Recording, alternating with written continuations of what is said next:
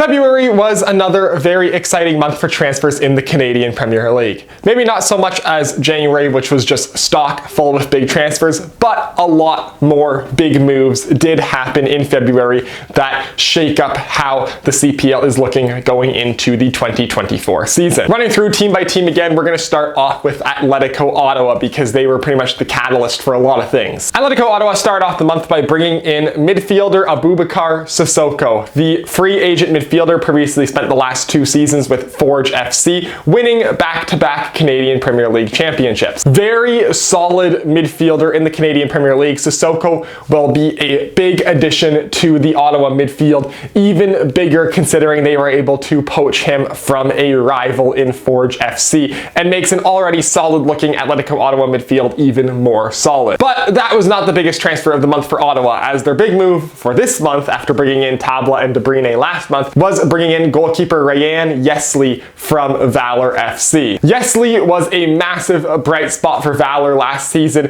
finishing as a finalist for goalkeeper of the year despite playing on the team that finished last place in the Canadian Premier League. Goes to an Ottawa team where Ingham was decent, but Ingham isn't a top caliber keeper in the Canadian Premier League. Bringing in Ryan Yesley gives Atletico Ottawa a top 3 keeper in the Canadian Premier League. So a massive signing for them as they take one of the few positions that they were not elite in coming into February and making them elite in the Canadian Premier League in that position. Getting Yesley turns Ottawa from already a massive contender into an even more massive contender. Like, Ottawa has stacked up this offseason, and this is just another weapon in the drawer for them. Now, of course, bringing in Yesley from Valour means that we got to move on to Valour and how Valour replaced the hole that is left in their goalkeeping situation. And the answer for Valour was 32-year-old Canadian Jonathan Viscosi. Now, Viscosi is the typical Canadian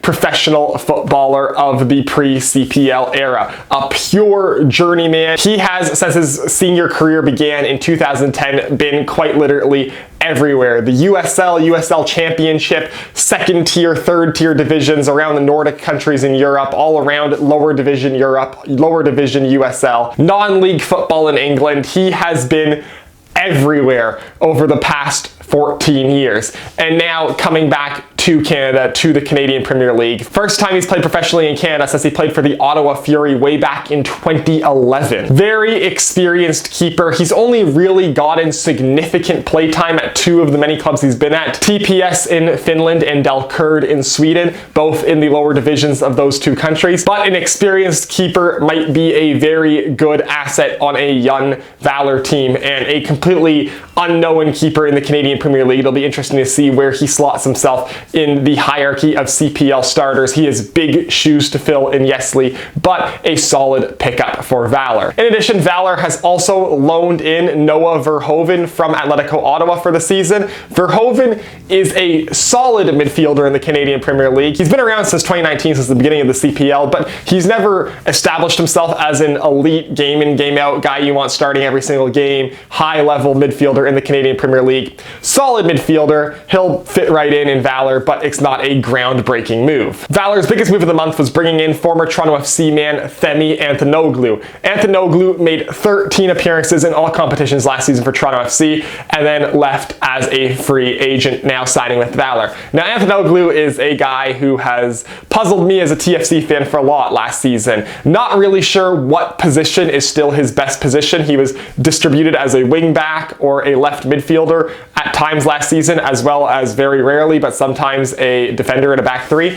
A guy who's technically listed as a fullback. I feel like maybe not quite big enough to be a proper left back, but definitely has some potential going forward. Could be a better suited player as a left midfielder. A guy who is going to be very interesting to see how he does in the Canadian Premier League, given he has some solid MLS experience and still a young player. Very interesting one to watch, Femi Anthonoglu, a guy you should keep your eyes on, just purely out of curiosity, because I have absolutely no clue how he'll do in this league. Moving on, let's go to Halifax next. The Wanderers have brought back Ryan Telfer to the Canadian Premier League, the former York 9 and Atletico Ottawa man who scored the first ever goal in Canadian Premier League history. Telfer adds a solid wing presence to a Wanderers team that was already pretty strong up front. Since he left the Canadian Premier League following the 2021 season, he's been with the Columbus Crew 2 and MLS Next Pro and Miami FC in the USL Championship, as well as being a regular for the Trinidad and Tobago national team, scoring 8 goals in 20 appearances for them.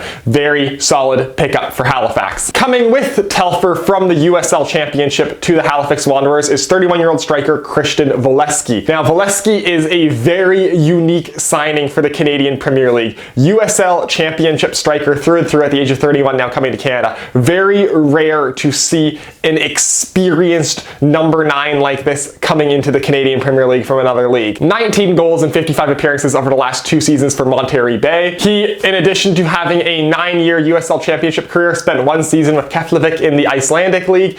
Solid striker addition. Going to be very interesting to see what rate he scores at in the Canadian Premier League, but 31 years old, experienced striker. Very unique, this type of signing for the Canadian Premier League. This might be the first time we've seen a established USL striker come to Canada to play in the CPL. Very good pickup for Halifax. I'm going to be very interested to see how he does and how many goals he pots in this season. Could be a dark horse contender for the Golden Boot race. But it wasn't all offense for Halifax in this month, as they also pick up defender Julian Dunn. Now, Julian Dunn, another former Toronto FC man, notably in the Canadian Premier League, was a finalist for the 2020 Under-21 Canadian Player of the Year award when he was on loan with Valour from Toronto FC. Dunn has spent the last couple of years with HamKam in Norway, coming back to the Canadian Premier League now at the age of 23. Another very solid young Canadian center back to go along with Dan Nimick on Halifax. Another very good addition for that team, as Halifax also has added some very nice pieces for this coming season and are looking pretty good. Staying out east, we're going to go to York United. One big addition for York United this month after a very busy January. They've signed 30-year-old French goalkeeper Thomas Vincenzini. Vincenzini, another interesting pickup for the Canadian Premier League.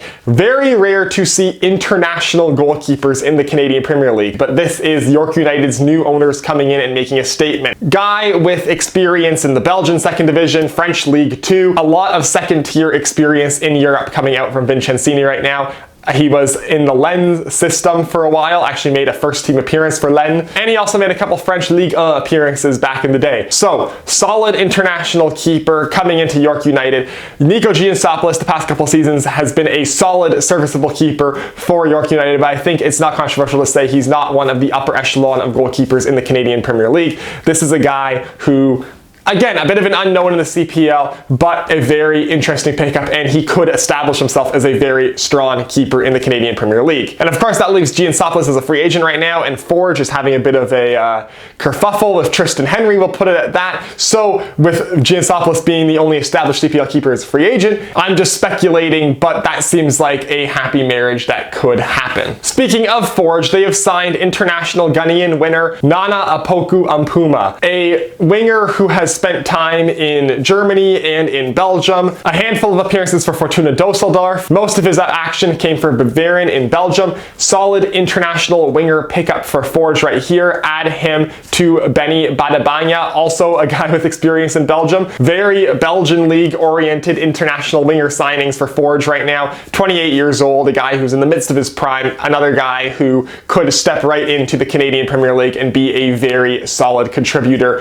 Good pickup for Forge. Swinging out west to Cavalry, the Cavs have picked up 2 very exciting 21-year-old prospects on loan this month. First off, we have Lucas Diaz on loan from Sporting, the Canadian-Portuguese attacking midfielder. 16 appearances for Sporting B over the past 3 years. Very exciting young attacking player, Canadian U23 international. Lucas Diaz has had a lot of hype around him, especially of course being attached to a prestigious club such as Sporting. However, maybe being attached to such a prestigious club, he has struggled to find minutes at all so far in his career. So a loan move to Cavalry. Hopefully this is one where he can find his footing, get some regular play time, really showcase himself. He's a guy who has a lot of talent and could be a weapon in this league, especially on a already very good Cavalry team. Great loan signing for Cavalry right here. But perhaps the more interesting signing for Cavalry, given that this guy's not Canadian,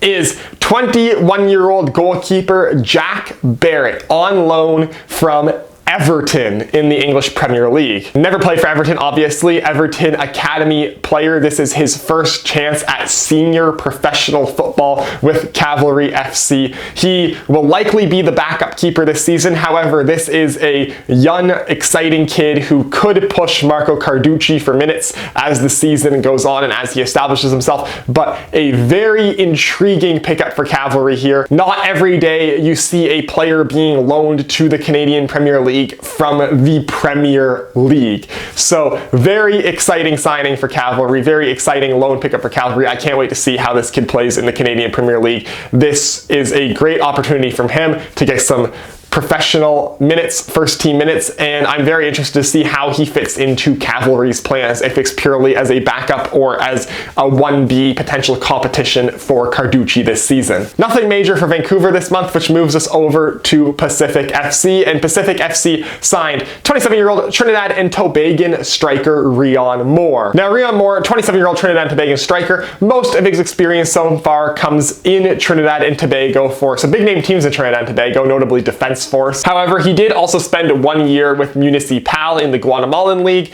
The most notable and reliable stats for him come from his 25 appearances for the Trinidad and Tobago national team, where he scored 8 goals. A relative unknown in terms of his club stats, but there have been some Trinidad and Tobagan players who have come to the Canadian Premier League and just been completely lights out, especially up front. Akeem Garcia comes to mind, and Rion Moore comes to Pacific as what seems to be the Easton Ongaro replacement. So a guy who they're definitely hoping they could get 6 to 10 goals out of this season. So that is for this video. Those were the biggest transfers of February in the Canadian Premier League. Ottawa's stacking up, York is stacking up, Halifax is stacking up. Those teams are looking dangerous heading into the next season. Cavalry looking very, very good already and adding some nice pieces as well. This CPL season is lining up to be the most competitive one ever, if this offseason is any indication. One more month of pure offseason in March, and then in April it is showtime. So that is for this video. As always, if you'd like to hit like and want to see more stuff, hit subscribe, follow me on Twitter, link is down below in the description, and I will see you next time.